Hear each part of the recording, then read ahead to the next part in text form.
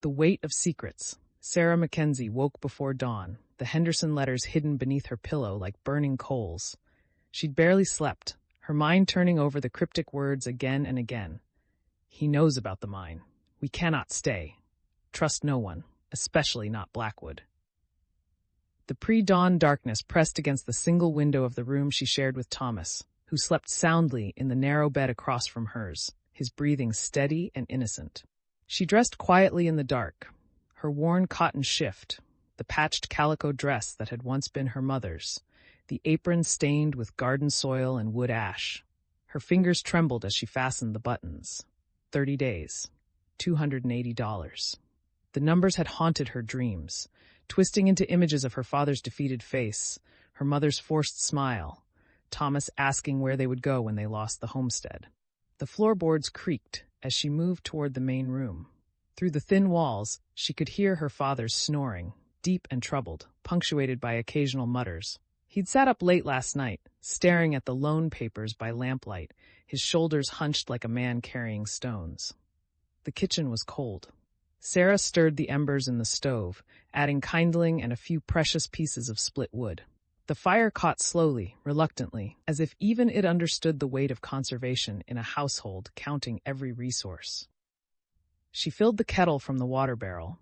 The level was lower than yesterday, lower than it should be, with the well running thin and no rain in sight.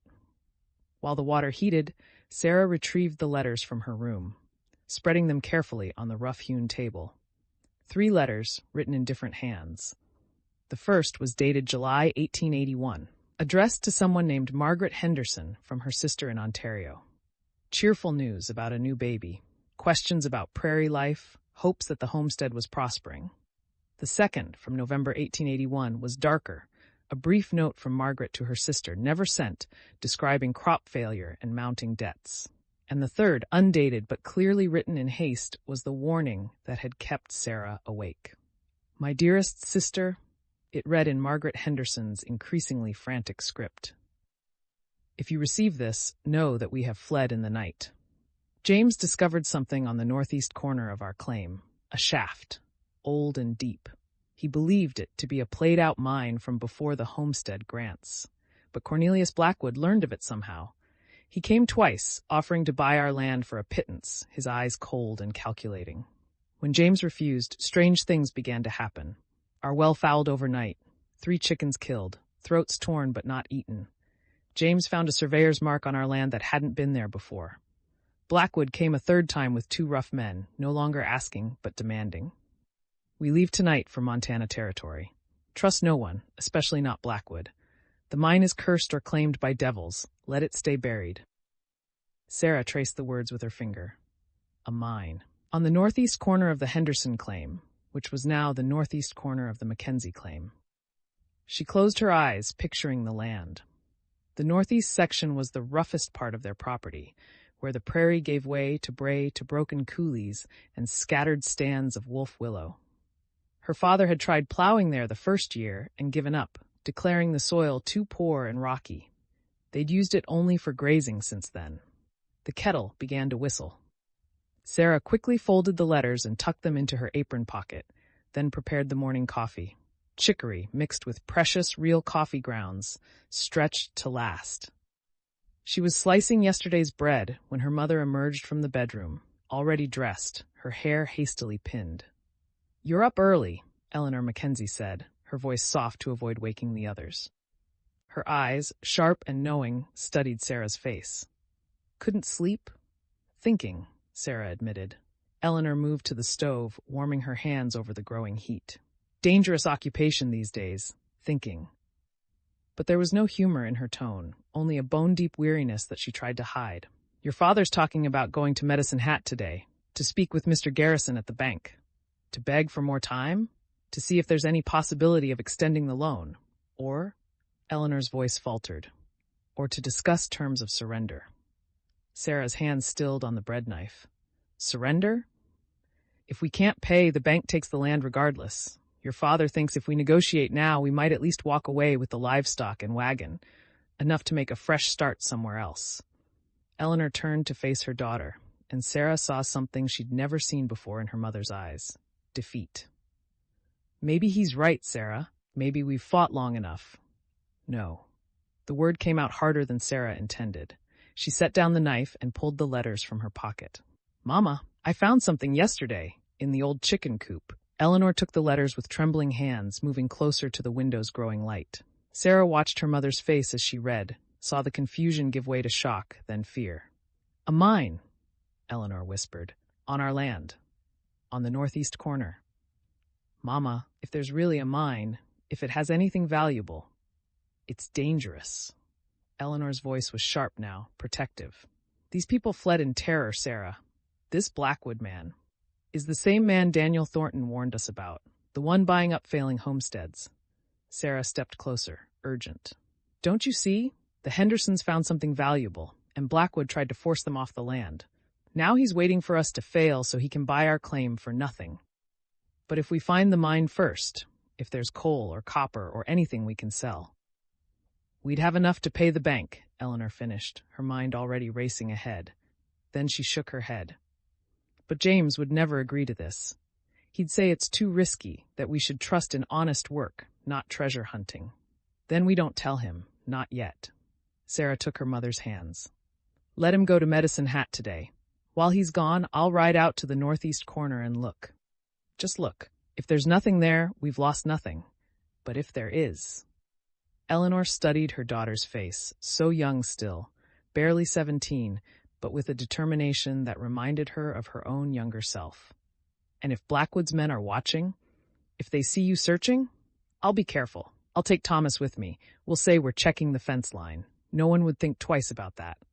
The bedroom door opened, and James Mackenzie emerged. His face haggard from another sleepless night. He'd aged a decade in 3 years, Sarah thought. The proud man who'd led them west with such confidence now moved like someone twice his 42 years. Coffee? Eleanor asked, quickly tucking the letters into her own apron. James nodded, sinking into his chair at the table. I'll ride to Medicine Hat after breakfast. Should be back by nightfall. He looked at Sarah, then Eleanor, and something like shame crossed his face. I'm sorry. I believed we could make it here. Build something lasting. You did your best, Eleanor said softly, pouring his coffee.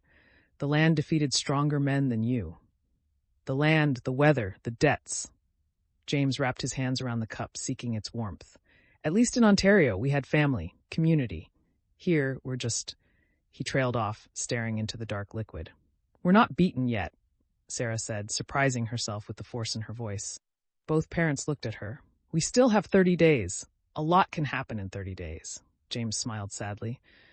You sound like me 3 years ago, full of hope and foolish dreams. He took a sip of coffee. But you're young. You'll recover from this. Find a good man, maybe that Thornton boy who seems sweet on you. Start fresh somewhere the land doesn't fight you at every turn. Sarah felt the letters in her mother's pocket like a physical presence, a secret burning between them. She met her mother's eyes across the table and saw the same thought. Not yet. Not until we know. Breakfast was a quiet affair. Porridge stretched with water, the last of the previous summer's preserves, bread and butter. Thomas woke and joined them, chattering about a hawk he'd seen yesterday, oblivious to the tension around the table. Sarah let his words wash over her, already planning. The northeast corner was a 2-hour ride. If they left by mid-morning, they'd have several hours to search before her father returned. After James departed for Medicine Hat, his shoulders set with grim determination, Sarah found her mother in the garden, working among the struggling vegetables. I'm taking Thomas to check the northeast fence, Sarah said quietly. Eleanor didn't look up from her weeding. Be back before dark. And Sarah? Now she did look up, her eyes fierce. If you see anyone at all, you come straight home. Don't let curiosity override caution. I won't. And take the rifle. Sarah felt a chill despite the climbing sun. You think it's that dangerous? I think people have done worse things for less than a secret mine. Eleanor stood, brushing dirt from her apron. The Hendersons fled in the night, Sarah. They were terrified. Whatever's out there, it's worth being careful. An hour later, Sarah and Thomas rode north across their land on their father's mare, Belle, with the old Winchester rifle secured in its saddle holster. Thomas sat behind her, his arms around her waist, still chattering happily about this unexpected adventure. Sarah had told him they were checking for fence damage from the last windstorm, a plausible enough excuse. The prairie stretched endlessly in all directions, golden grass rippling like water in the constant wind. The sky was a hard, brilliant blue, empty of clouds. Beautiful and merciless, Sarah thought. The land gave nothing easily. As they rode, she studied the terrain with new eyes. The northeast corner of their claim was where the flat prairie began to break up, carved by ancient watercourses into a landscape of coulees and ravines. Stands of wolf willow and silverberry clustered in the low spots where moisture collected. Her father had been right to give up on plowing here. The soil was thin and rocky, the ground uneven, but perfect for hiding a mine entrance. "Why are we really out here?" Thomas asked suddenly. Sarah glanced back at her brother. "What do you mean?" "Papa checked the fences last week, and you keep looking around like you're searching for something." His young face was serious. "Is it about the money? About losing the homestead?" Sarah's throat tightened. She'd underestimated her little brother's awareness. "We're not going to lose the homestead," she said, trying to sound confident. "Papa thinks we are. I heard him and Mama talking last night. He said maybe we should go back to Ontario." Sarah pulled Belle to a stop and turned to face Thomas properly. "Do you want to go back to Ontario?" Thomas considered this seriously. "I don't remember it much. Just Grandma's house and the snow. Lots of snow." He looked around at the prairie. "I like it here, even though it's hard. It feels like we're making something, building something that's ours. Then we're going to fight to keep it," Sarah said. "That's why we're out here. I'm looking for something that might help us." "What kind of something?" Sarah hesitated, then decided Thomas deserved the truth. "The people who lived here before us, they left behind some letters. They mentioned finding something on this part of the land, something valuable. I want to see if it's still here." Thomas's eyes widened. "Like treasure? Maybe, or maybe nothing at all, but we have to look." They reached the northeast corner an hour later. The land here was dramatically different from the flat prairie of their main fields, broken and wild, with coulees cutting deep shadows into the earth. Sarah dismounted and helped Thomas down, then secured Belle to a sturdy wolf willow. "We're looking for anything unusual," she told Thomas. "Old timbers, a shaft opening, disturbed ground. The letter said it was a mine, so there has to be some kind of entrance." They searched for over an hour, working their way through the coulees and ravines. The sun climbed higher, and sweat dampened Sarah's dress. She was beginning to think the mine was a fantasy, or had been filled in long ago, when Thomas called out, "Sarah, over here!" She scrambled down into a narrow coulee where Thomas stood pointing at something half hidden by brush. At first, Sarah saw only rocks and dirt. Then she noticed the pattern, stones stacked deliberately, not naturally, and between them, barely visible beneath years of accumulated soil and vegetation, the dark edge of a timber. Her heart racing, Sarah pulled away the brush and loose dirt. More timbers emerged, old and weathered but unmistakably man-made, a frame, and within the frame, darkness, a shaft descending into the earth. "It's real," Thomas breathed. "There's really a mine." Sarah knelt at the edge of the shaft, peering down. The opening was perhaps 4 feet square, reinforced with timber supports that looked ancient. The darkness below was absolute. She picked up a stone and dropped it into the shaft, counting. 1 second, 2 seconds, 3 seconds. A distant splash. "Water at the bottom," she said. "It's deep. Can we go down?" "Not without rope and lanterns, and not today." Sarah sat back on her heels, her mind racing. The mine was real. The Hendersons had told the truth. But what was down there? Coal? Copper? Gold? And why had Cornelius Blackwood wanted it so desperately? A sound made her freeze. Hoofbeats, approaching from the south. Sarah grabbed Thomas's arm and pulled him down behind a rise of earth, reaching for the rifle. Through the wolf willow, she watched 2 riders emerge from a distant coulee. Even at this distance, she could see they weren't local farmers. Their horses were too fine, their bearing too confident. They rode directly toward the Mackenzie claim, moving with purpose. "Who are they?" Thomas whispered. "I don't know, but they're on our land, and they're headed this way." Sarah's mouth was dry. Had they been watching? Did they know about the mine? The riders stopped about 100 yards from where Sarah and Thomas hid. One of them, a tall man in a dark coat, stood in his stirrups, and surveyed the broken terrain. He said something to his companion, then pointed directly at the coulee where the mineshaft lay hidden. Sarah's blood ran cold. They knew. Somehow, they knew exactly where to look. The tall man dismounted and began walking toward the coulee. Sarah made a split-second decision. She stood, raising the rifle to her shoulder, and stepped into view. "This is private property," she called out, her voice steadier than she felt. "You're trespassing." Both men froze. The tall man turned slowly to face her, his hand resting on the pistol at his hip. At this distance, Sarah could see his face, hard and weathered, with cold blue eyes that assessed her with disturbing calm. "Miss Mackenzie, I presume," he said, his voice carrying easily across the distance. "I'm Robert Kane. I work for Mr. Cornelius Blackwood. He has a business proposition for your father."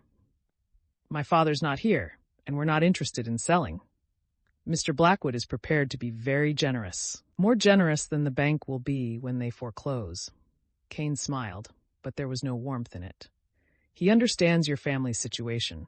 He wants to help." "By stealing our land for pennies?" Sarah kept the rifle trained on him. "I've heard about Mr. Blackwood's help. The Hendersons received his help, didn't they?" Something flickered in Kane's eyes. Surprise, perhaps, or respect.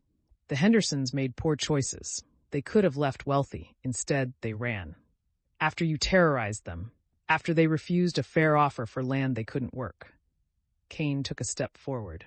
"Miss Mackenzie, you're young and clearly brave. But bravery won't pay your debts. Mr. Blackwood is offering $300 for your claim.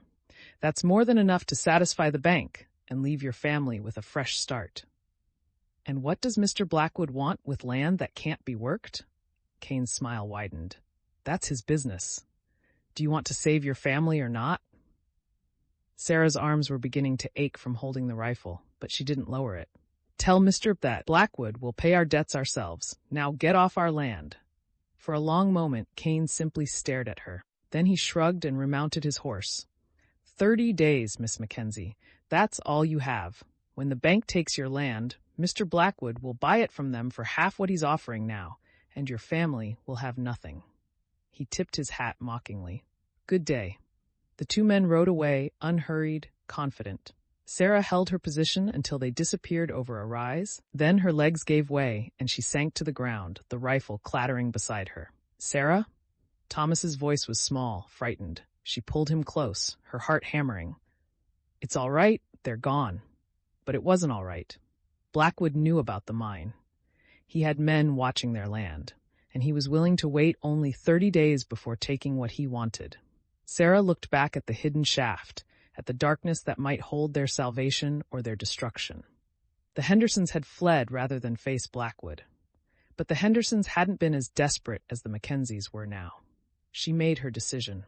"Come on," she said to Thomas, standing and brushing off her dress. "We need to get home and tell Mama what we found. And then—" she stared in the direction Kane had ridden.